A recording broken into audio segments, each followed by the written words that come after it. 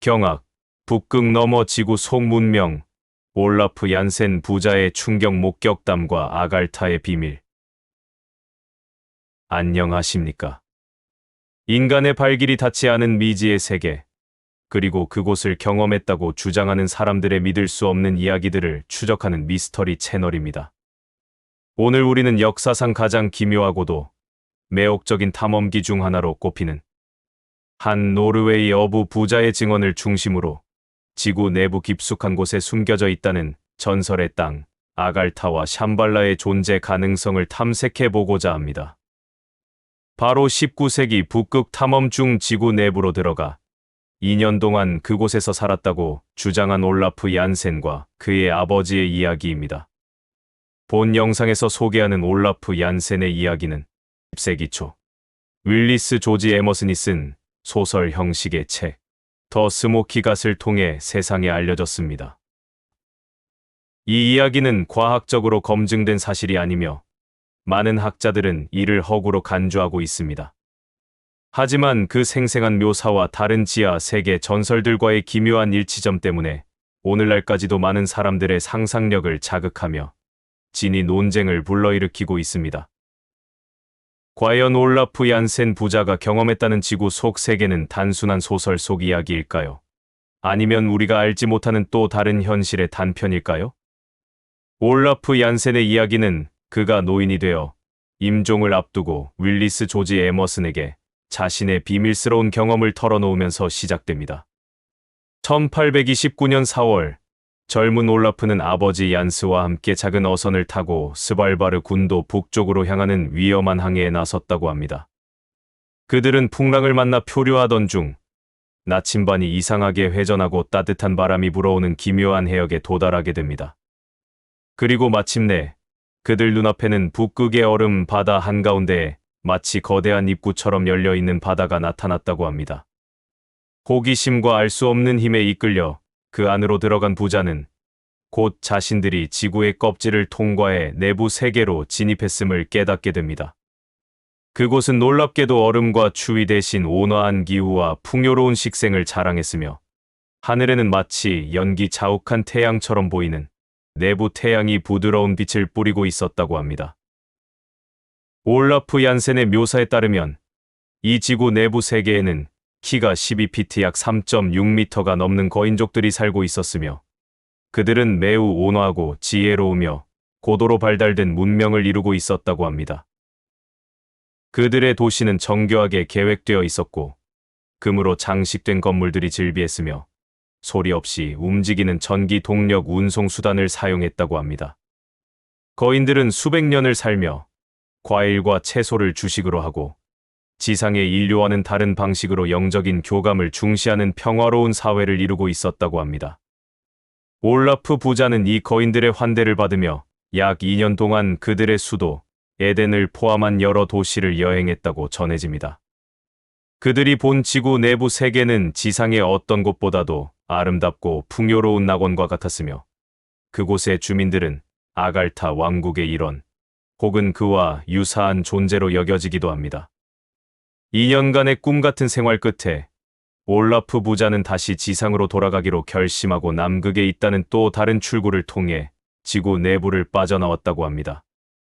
하지만 남극의 거친 바다에서 그들은 거대한 빙산에 부딪혀 배를 잃고 아버지는 목숨을 잃게 됩니다.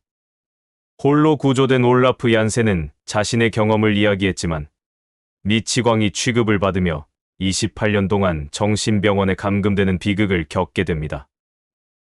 석방된 후에도 그는 자신의 이야기를 함부로 꺼내지 못하다가 노인이 되어서야 에머슨에게 이 모든 비밀을 털어놓고 세상을 떠났다고 합니다.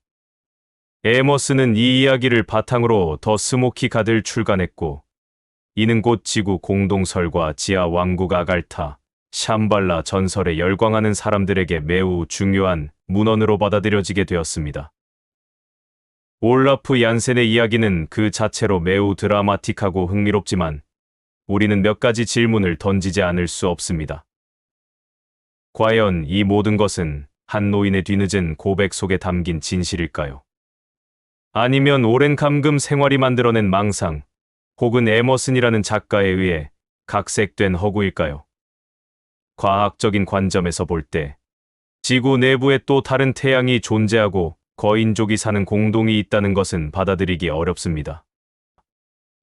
하지만 올라프 얀센의 묘사 중 일부는 다른 문화권의 지하 세계 전설이나 심지어는 일부 탐험가들이 극지방에서 겪었다고 주장하는 기이한 현상들과 일맥상통하는 부분이 있어 쉽게 무시하기 어렵게 만듭니다. 예를 들어 극지방에서 관측되는 신기루 현상이나 나침반의 교란, 갑작스러운 기온 변화 등이 그의 이야기와 연결되어 해석되기도 합니다. 결국 올라프 얀센 부자의 지구 속 세계 탐험담은 우리에게 풀리지 않는 수수께끼를 던져줍니다. 그것은 상상력의 산물일 수도 있고, 혹은 우리가 아직 이해하지 못하는 미지의 영역에 대한 희미한 암시일 수도 있습니다. 중요한 것은 이러한 이야기가 과학적 검증 여부를 떠나 수십 년, 수백 년 동안 끈질기게 살아남아 끊임없이 우리의 호기심을 자극하고 우리가 살고 있는 이 세계 너머, 혹은 우리 자신의 인식 너머에 대한 탐구 정신을 불러일으킨다는 점일 것입니다. 어쩌면 이러한 목격담들은 우리가 세상을 이해하는 방식에 대한 근본적인 질문을 던지는 것인지도 모릅니다.